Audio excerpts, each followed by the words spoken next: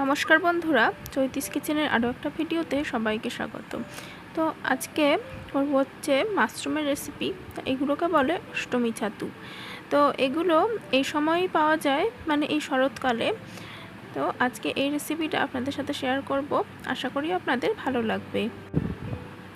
আর এই যে ছাতুগুলোকে ভালোভাবে পরিষ্কার করে নিয়েছি, কারণ এগুলোতে কিন্তু ভীষণ পরিমাণে বালি থাকে। তো ভালোভাবে পরিষ্কার করে নিয়েছি, আর এবারে এগুলোকে ভালো করে সেদ্ধ করে নেব। আর এই যে মাশরুমগুলোকে ভালোভাবে ধুয়ে ভালোভাবে সেদ্ধ করে নিয়েছি।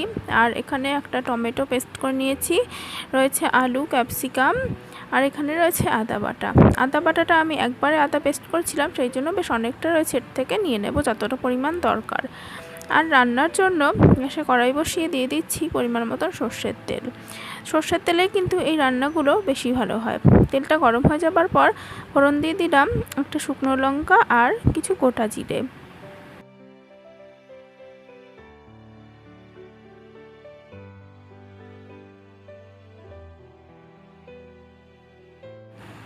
ফোড়নটা একটু নেড়েচেড়ে নিয়ে তারপরে দিয়ে দিচ্ছি কেটে রাখা আলুর টুকরোগুলো।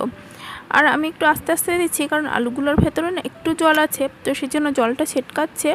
তো সেই জন্য একটু দূর থেকেই আলুগুলো ছাড়লাম। আর আলুগুলো এখন ভালো করে ভেজে নেব। আলুগুলো ভাজতে ভাজতে এর মধ্যে আমি 3টে কাঁচা লঙ্কা দিয়ে দিয়েছি। ঝালটা অবশ্যই আপনারা আপনাদের স্বাদ মতন রান্নায় ব্যবহার করবেন। আর এগুলো কিন্তু নিরামিষভাবে রান্না করলেও খেতে বেশ ভালোই লাগে। তা দেখুন, আলুটা ভাজা ভাজা হয়ে যাবার পর আমি ছাতুটা দিয়ে দিলাম।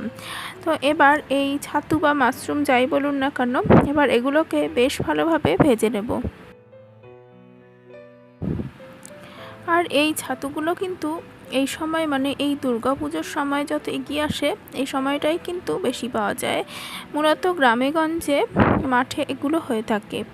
তো দেখুন, এগুলো দিয়ে আমি একটু লবণ দিয়ে দিলাম, আর লবণ দিয়ে বেশ ভালোভাবে কিন্তু ভেজে নেব। একটু ভালোভাবে ভাজা করে নিলে কিন্তু খেতে বেশ ভালো লাগবে।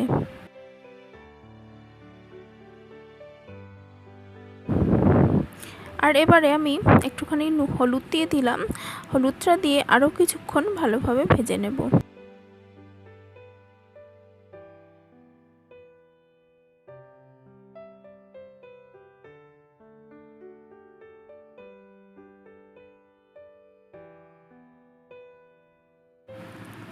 আর এবারে দিয়ে দিচ্ছি গ্রেট করে রাখা টমেটোটা আমি মিক্সিং জারে পেস্ট করিনি, একটা টমেটো যেহেতু, তো সেই জন্য আমি গ্রেটার দিয়ে ঘষে নিয়েছি।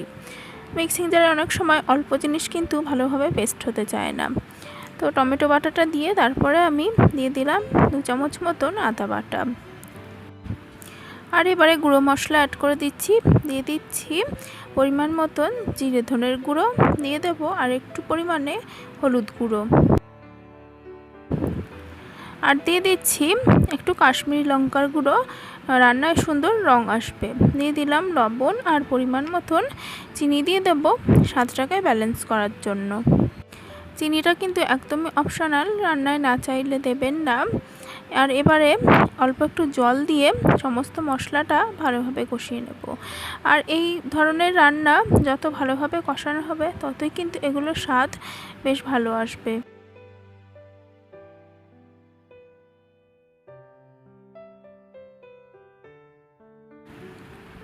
চাইলে কিন্তু পেঁয়াজ রসুন দিয়েও একদম মাংসের মতন এগুলো রান্না করা যায়, সেটা খেতেও কিন্তু বেশ ভালো লাগে। পরপর বেশ কয়েকদিন আমরা এই মাশরুম খেয়েছি পেঁয়াজ রসুন দিয়ে, তো সেই জন্য আজকে ভাবলাম একটু নিরামিষভাবে রান্না করি। তো দেখুন, মশলাটা ভালোভাবে কষানো হয়ে গেছে, আর দিয়ে দিলাম পরিমাণ মতন জল। আর জলটা দিয়ে কিন্তু ভালোভাবে ফুটিয়ে ঘন করে নেব।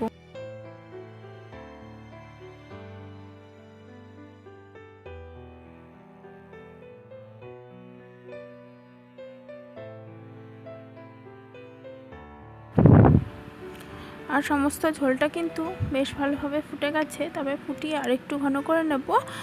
আর এই যে ঝোলটা কিন্তু বেশ ভালোভাবে ফুটে গেছে, আর দিয়ে দিচ্ছি এখন গরম মশলার গুঁড়ো। গরম মশলার গুঁড়োর গন্ধটা কিন্তু এই রান্নায় দারুণ লাগে। তো দেখুন ঝোলটা কিন্তু বেশ সুন্দর ঘন হয়ে গেছে। তবে যতটা পরিমাণ আপনারা ঝোল রাখবেন সেই অনুযায়ী কিন্তু জল দেবেন। তবে খুব বেশি ঝোল কিন্তু এই ধরনের রান্নাতে ভালো লাগে না। আর এই যে তরকারিটা আমি নামিয়ে নিয়েছি। আর বন্ধুরা, রেসিপিটা যদি ভালো লেগে থাকে তাহলে অবশ্যই ভিডিওতে লাইক দেবেন, কমেন্ট করবেন আর অবশ্যই আমার চ্যানেলটিকে সাবস্ক্রাইব করে পাশে থাকবেন।